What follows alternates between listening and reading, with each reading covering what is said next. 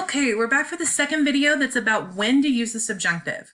So the short answer is you use the subjunctive after you see a trigger. Well, what are the triggers? The trigger is the first part of the sentence that comes before the que, right? That's going to be the trigger. You should have received a handout that looks like this screen that says subjunctive triggers with Jedi. So this is a list of a lot of the triggers that go with subjunctive. It's not all of them. It's not a whole complete list. We're not even going to talk about all the uses of the subjunctive today. We're just going to talk about the most common one. And that's this one. After you see a trigger, you're going to use the subjunctive in that second verb in the sentence. So you'll see a lot of these are set phrases like es importante que, but some of them are ones like that have a verb, an infinitive, right? Like dudar que. Obviously, those that are infinitives, we're going to have to conjugate those. We wouldn't just say to doubt that, blah, blah, blah. We would say, I doubt that, or he doubts that, or she doubts that. So we're going to have to conjugate that verb if it's one of the infinitive ones.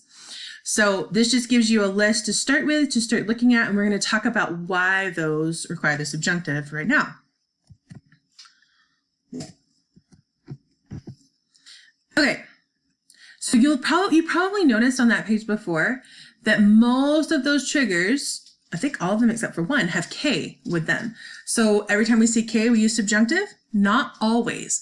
There's a couple other things that have to be in place. So the first thing that has to be in place is that you need to have two verbs in the sentence with two different subjects. One that comes before the K and one that comes after the K. Right? So you're going to have K in the sentence, but you need one verb before it, one verb after it that have two different subjects. So let's talk about what that means. So if you look at this sentence, quiero que Juan vaya conmigo, it means I want Juan to go with me. We have two verbs. We have quiero, that comes from querer, and we have vaya, that comes from ir. Those are the two verbs we have in that sentence. One comes before the que, one after the que. Now, the thing about those verbs is that they also have two different subjects. The subject of quiero is yo, I want. The subject of vaya, goes, is Juan. Juan goes. I want that Juan goes with me. So that's how you would say in Spanish, I want Juan to go with me. Remember we did that whole practice exercise A where you use this construction where you're saying, but I want them to do this and I want them to do that. In Spanish, we don't say I want them to do. We say I want that they do, right? So that's one of the times if you need the subjunctive after the K, you have to have two verbs with two different subjects. All right. But that's not always enough. You also have to have this Jedi idea in the first half of the sentence. So Jedi is an acronym that stands for juicio, emoción, duda, y influencia. So juicio is judgment or opinion. Emotion, obviously. Duda is doubt. It can also be for denial, like I don't believe that or that's not true. Those phrases would also would also trigger the subjunctive. And then influencia obviously is influence. So if you look back at your handout again, that's how those triggers are divided up on that page. Juicio, emoción, duda, influencia. So you can see all those phrases that are subjunctive triggers that go with that. You'll notice the only one that doesn't have que is this tal vez, maybe. Sometimes maybe is a subjunctive trigger. Okay. So we know we have to have a Jedi in the first phrase. Well, we already know a lot of phrases that have K in them like that, but that don't require the subjunctive. This is on the back side of that handout. So you'll see these phrases that look like they require the subjunctive, but they don't. All of these phrases are going to indicate something along these lines of knowing, understanding, certainty, absence of doubt, perception, belief, truth.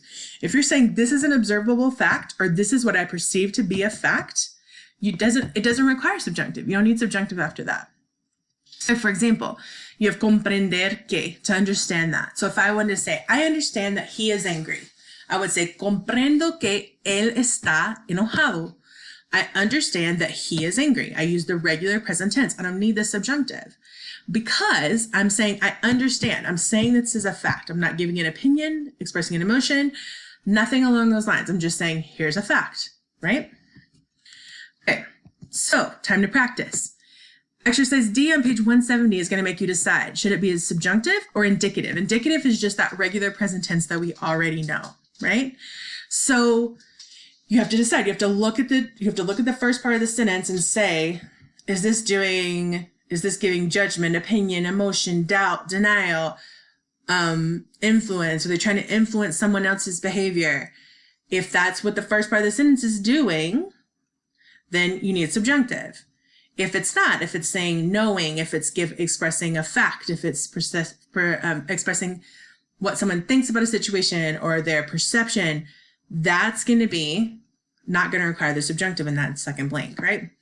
So let's look at a couple of examples. The model says, creo que Fernando blank el miércoles. I believe that Fernando is arriving on Wednesday. So I'm saying I believe it. This is my perception of the truth. Creo que Fernando llega. I don't need subjunctive for that second verb, right? Just normal present tense.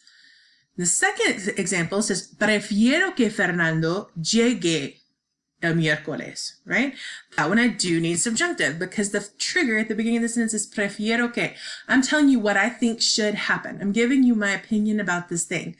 I don't know if Fernando's going to get here on Wednesday or not. This is just what I would prefer. Where in the first sentence, I'm telling you what I think is likely to happen, right? So, prefiero que Fernando llegue el miércoles. Okay? Prefiero que is a subjunctive trigger. If you don't need to understand why, just take that out of your head. Just know, okay, prefiero que needs subjunctive. I'm going to put subjunctive after prefiero que. That's all you need to know. Notice that the llegue is a GAR verb, llegar, right? So we had to put that extra U in there before the E to keep that hard G sound, like we talked about in the spelling changes. Okay, so let's look at two more examples. The first one is, Daniel quiere que nosotros le blank lo que pasó. They're trying to say, Daniel wants us to tell him what happened. So he wants us to. He's trying to get us to do something. We don't know if we're going to tell him or not, but this is what he wants us to tell him. So this one does require subjunctive. Quiere que requires subjunctive. So it should be Daniel quiere que nosotros le digamos lo que pasó. Okay? Because querer que is a subjunctive trigger. Let's look at the next one. Vemos que estos chicos blank muchas fechas de memoria. We're saying we see that these kids learn a lot of dates by memory, right? So we're not speculating. We're just saying this is what I see to be the fact. So this one doesn't require subjunctive. Ver que doesn't require subjunctive. So vemos que estos chicos aprenden muchas fechas de memoria. That's how you decide. So if you're not sure, if you're like, I don't know if this one is or not, use that handout that you have as a reference. The easiest thing, the list on the back is way shorter. So if I were you, I would look and say, okay, is this phrase on the back of the sheet? No. Okay, maybe it's on the front. Okay, great. Now I know if it needs to be subjunctive or not, right? So use your sheet as a reference to help you. Try to figure them out on your own, but if you're stuck, just use the sheet. Or if you want to use the sheet the whole time, fine. If you want to just remember which ones require subjunctive and which ones don't, that's fine. If you don't need to understand why. But that's what you need to do for this exercise. But you need to read the sentence so you know what's going on, right? Okay, so time to practice some more. This next exercise on page 171, exercise E, is all indicative. There's no subjunctive here because there aren't two subjects in the sentence. So if you look, they want you to take the words that you see and form a sentence with them. So the model has yo querer en ver las pirámides de San Juan de Teotihuacan.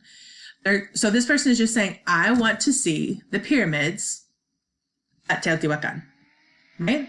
Yo quiero ver las pirámides de San Juan de Teotihuacan. So there's not two subjects there. It's just a straightforward sentence. I want to see the pyramids. Quiero ver. Right? So let's look at the second one. Let's look at number one. Veo Laura esperar y perfeccionar su español. So what they want us to say is, Laura hopes to perfect her Spanish. So it looked like this. Laura espera perfeccionar su español. She hopes to perfect. There's not another subject there. There's no K in that sentence. You don't need a K. Laura espera perfeccionar su español. So that whole exercise is just that. It just looks like that. Okay, so you're going to form sentences with the words you see. All right. Now, exercise F, these are all subjunctive. Notice you have two subjects in each sentence. You have yo with querer and Paco y Mari with ver, right? So this time, instead of saying, I want to see the pyramids, we're saying, I want Paco and Mari to see the pyramids.